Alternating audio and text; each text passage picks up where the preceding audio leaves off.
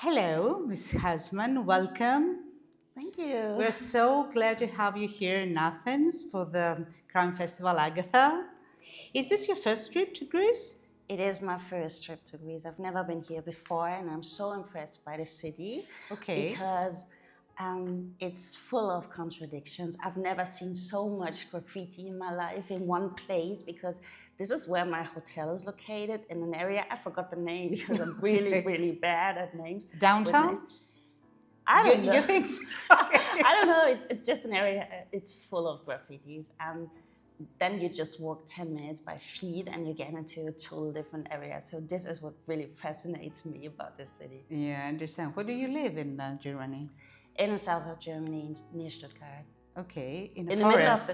In the middle of the woods, right? Yeah. Near a lake, and I have just the woods. So every time I get out of my woods and I get to a city or I get abroad, this is just like everything is just really impressive to me, and seeing all the lights and being in a big city, seeing all the graffiti. So this is a lot of stuff for my mind to work on. Yeah, I bet.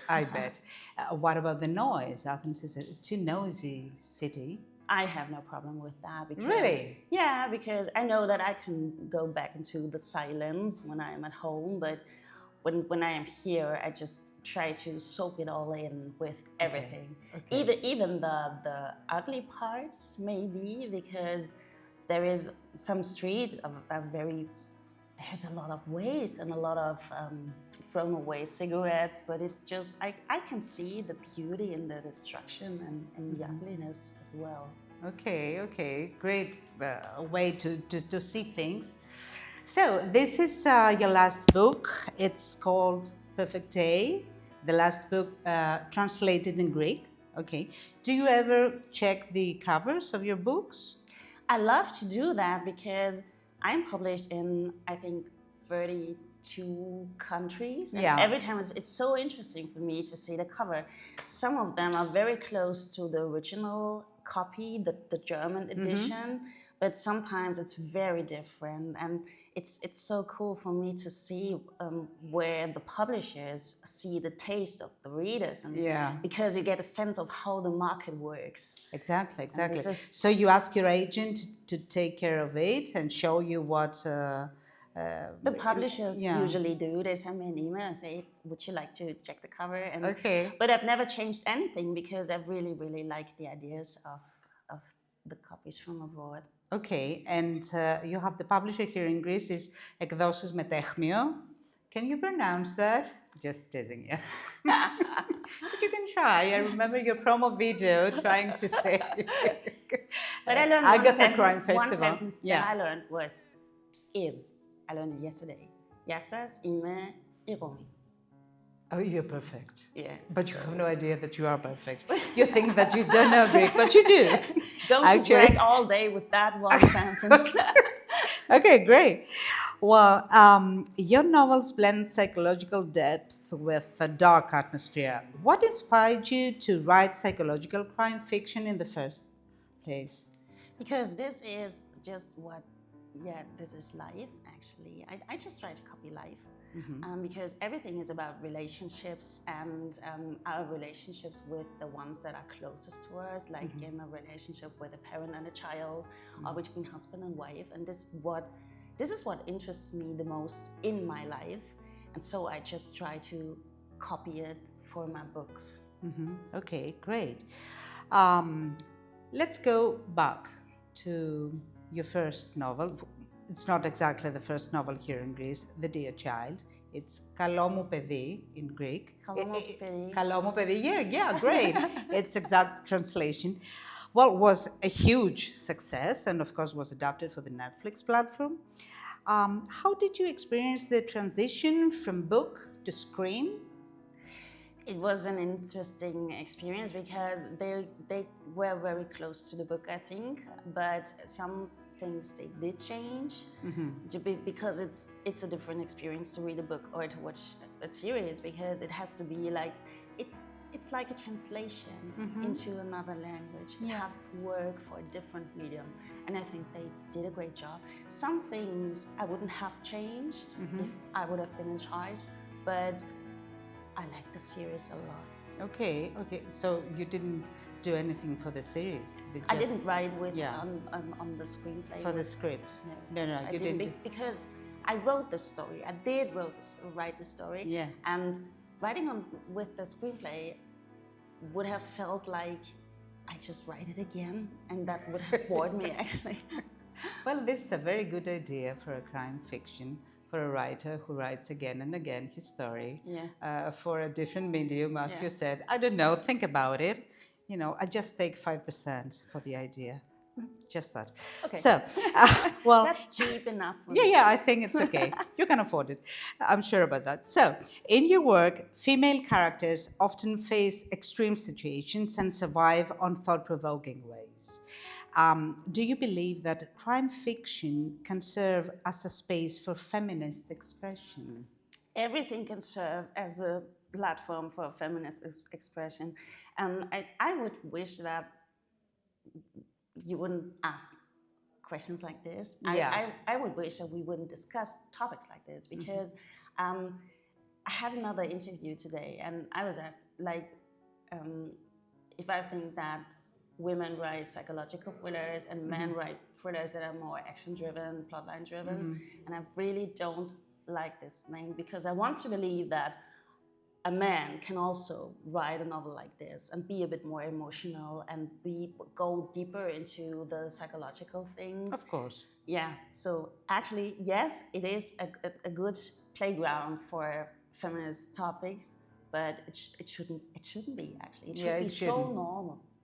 Yeah. But it's not. It's not. You can see it everywhere. It's a shame. But it's not. It's a shame. Yeah, I understand. Well, that comes to another question. In your books, children are often at the heart of dark and traumatic narratives, such as disappearance or abuse, all these dark things.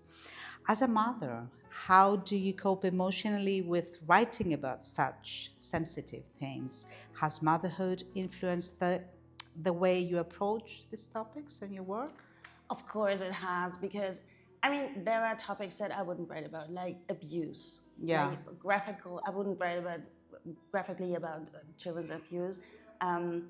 But I think as a mother, what's my deepest fear? My deepest fear is that something happens to my child. Yeah. So I think that I don't write for the money or the fame. I just write about topics that really concern me as a private person. And I think that I use the symbol of a child for that fear that something could happen to my kid.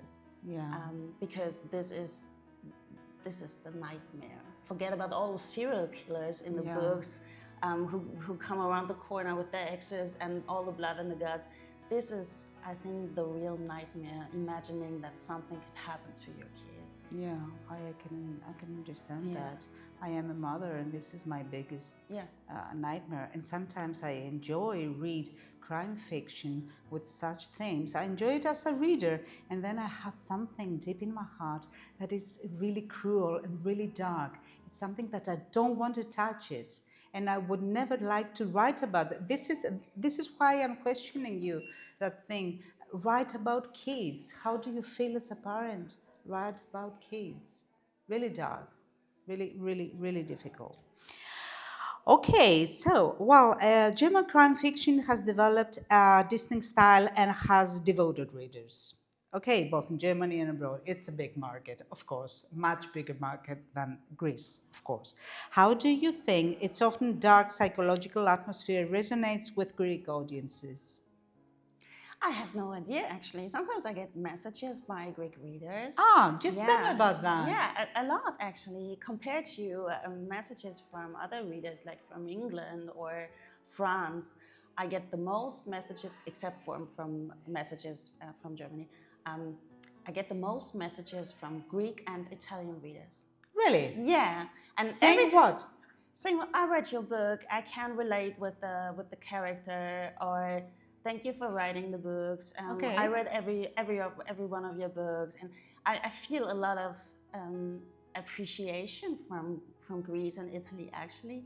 Yeah. So this is why I really wanted to come here and meet some of the readers. Okay, this is great. Well, someone would expect that here in Greece and Italy, in Spain, we do have this kind of Mediterranean crime fiction stories, but also stories from Germany can touch, can touch people from Greece. You think that your themes are appreciated by the Greek audience? They understand. I think so. Because I don't write about, I don't care.